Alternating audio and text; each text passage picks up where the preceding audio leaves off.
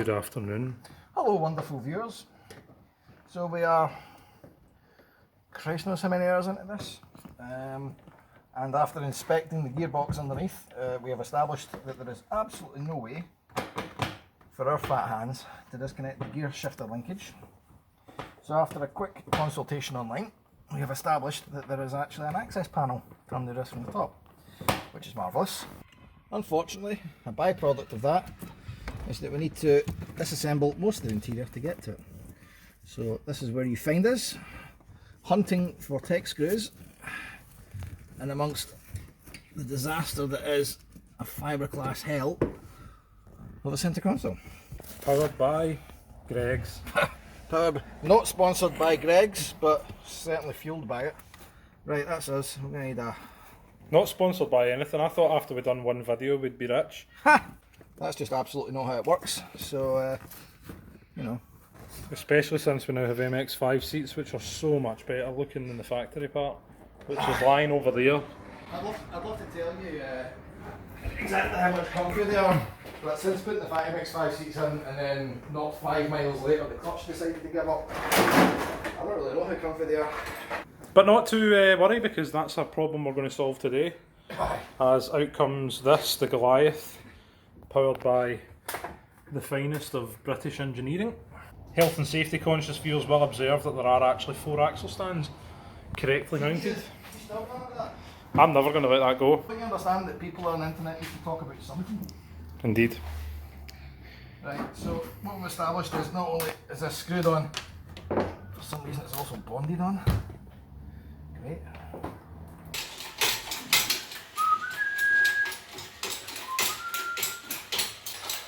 Right, we've done just about everything that we think we need to do to take this engine out, I think. I always say I think because Christ knows there's always something to forget. So, we've done a tour of everything around about the engine, everything around about the gearbox, and there's nothing still attached. So unless we foul by catching anything on the way out, this engine should lift fairly easily. A few points to note, the engine mounts in these Chimeras are a bit tricky. You've got 2 bolts that hold an engine mount onto the chassis, and that engine mount has 2 bolts that holds it onto the brackets for the engine. I would recommend you undo all of these, simply because take the 2 bracket bolts out and that will fill on the chassis on the way up. Take the whole lot off, as soon as the weight's off, you fling the whole mount different. Language. You get the whole mount out of the way. There is also so much oil on the chassis rails, America are ready to invade. Definitely no doubt that we had a oil leak. Aye. So we don't take the manifolds off because it's a pain in the arse. It's easier to do on the deck, and I'm pretty sure we can clear the engine without doing it. So just leaving them on. What else? Other points to note. We are using our brand new Dirty Pro Tools engine lifting tool for this. That is epic.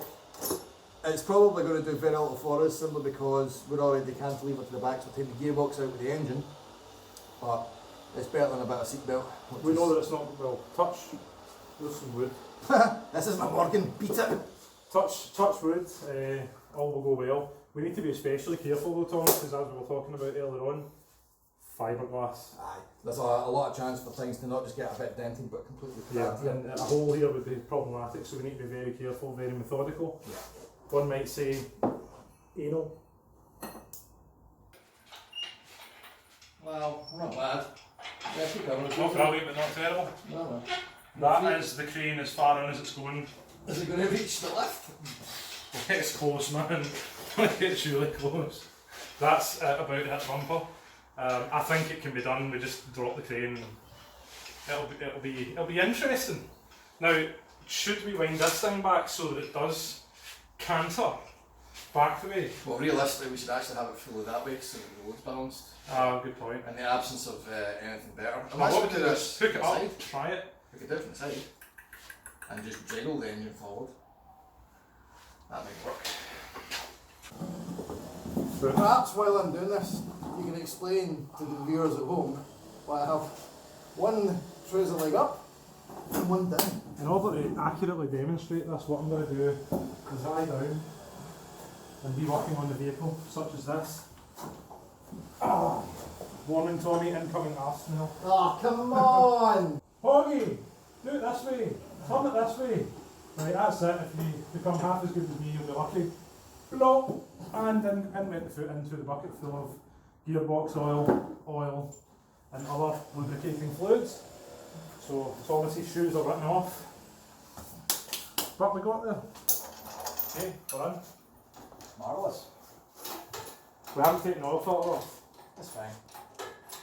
Right, you've got puddles of slack still. This is a bit of a voiceover. It wasn't fine. So, these are the engine mounts.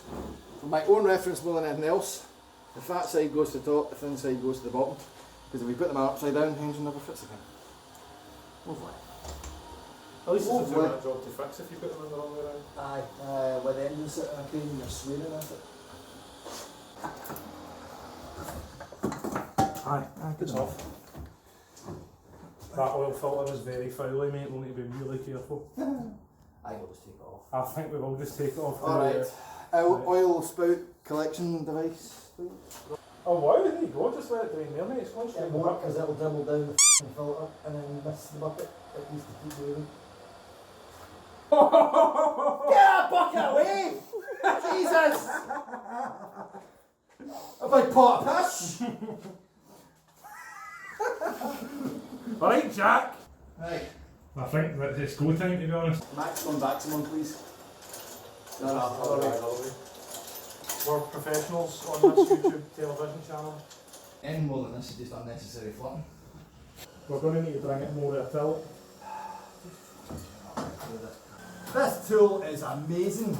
It is pretty good. It's a shame for the sponsorship. Oh, the cam filter's nice, man. Okay. We'll stop here now and tilt them over that way. That's a wee sense check. Yep. Make sure that we're clearing loom, we're clearing the hoses.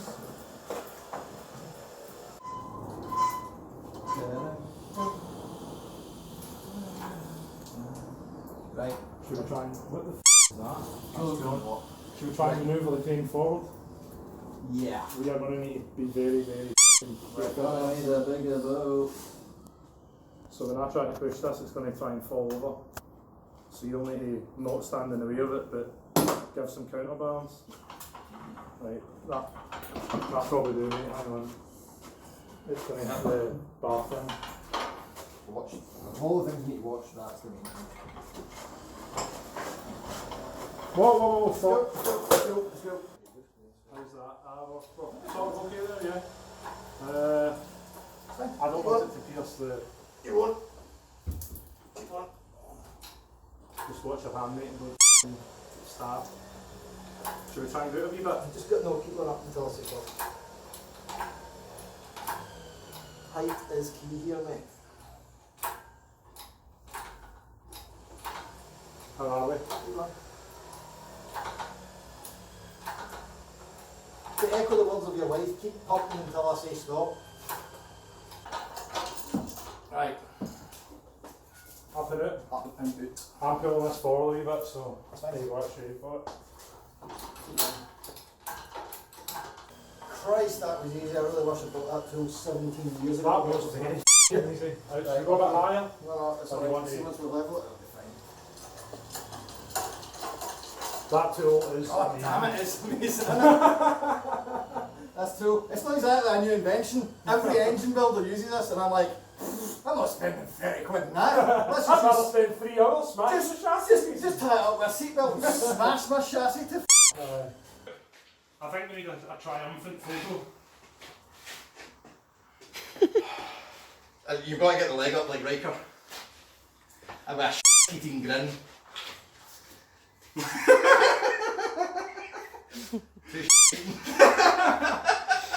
This is awesome. Look at it. It's actually a very, very small engine. Bear in mind it's about a 4 litre V8. Thereabouts. It's not a big block. They are famed for that, to be honest, buddy.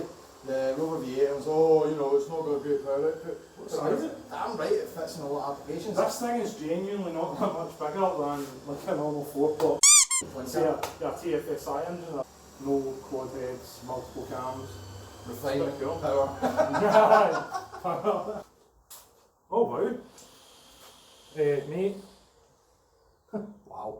Okay. So pulling the camera a bit, we could probably use some nuts on these when we put it back in the engine. I wonder how much boost that's cost us to lose. Taking the exhaust manifolds off. This isn't the prime reason we took the engine out, but while it is out, it's worth doing the gaskets on these. The reason being, I had to do the side that Dave is working on at the moment with the engine in the car. It took me guts of 2 days. This exhaust manifold's just about off in 5 to 10 minutes. So, some findings while doing this.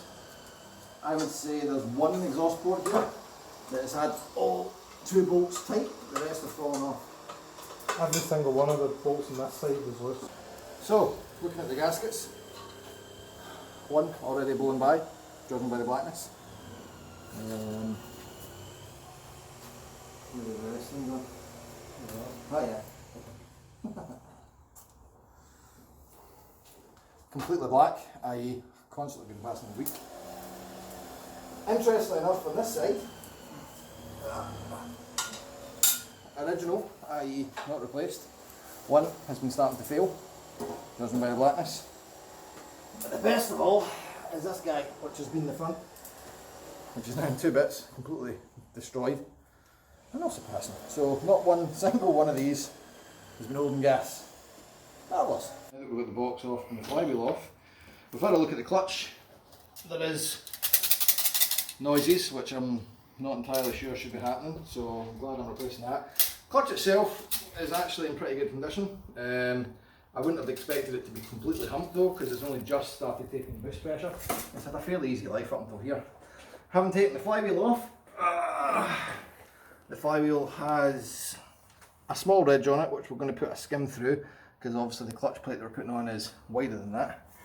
Other than that, it's pretty good nick. It's chuffing heavy, but there's a school of thought that it doesn't need to be lightened when you're running the turbo.